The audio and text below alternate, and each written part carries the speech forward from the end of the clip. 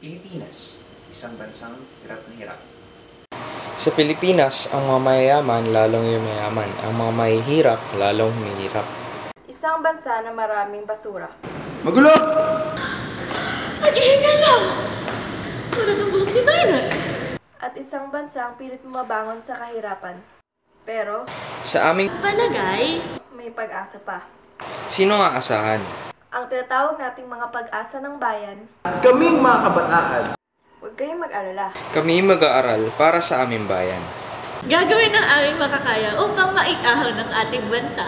Ipapamulat sa mga dapat mamulat ang mga sakit ng ating bansa na dapat malunasan. Sa pamamagitan ng active non-violence. Respeto sa bawat isa.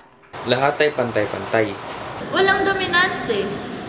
Dominante lang mo, grabe. Linisan ang mga tenga ng mga Pilipinong bingis sa iyak ng mga kababayan. Ang mga nagbibingi-bingihan, tinatakpan ng mga tenga, pinuputulan ng mga kamay. Joke lang.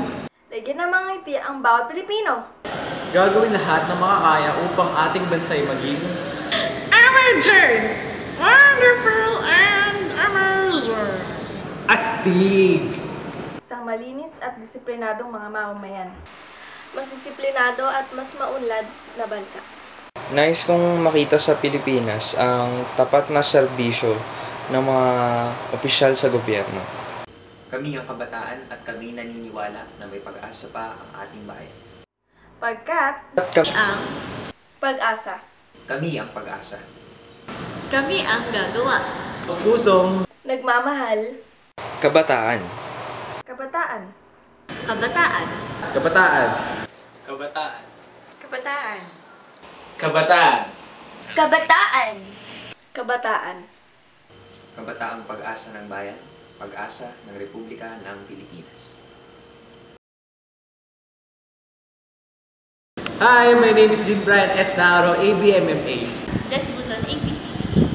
Gabriel Daluz, ABMMA. Hannah De Leon, AB Communication Arts, major in Media Production. Heda De Leon, AB Mass Communication. Alan Dale Maglake, ABMMA. Anna Lim, BSID. Gel Talantad, ABMMA. Maintagra, Pharmacy.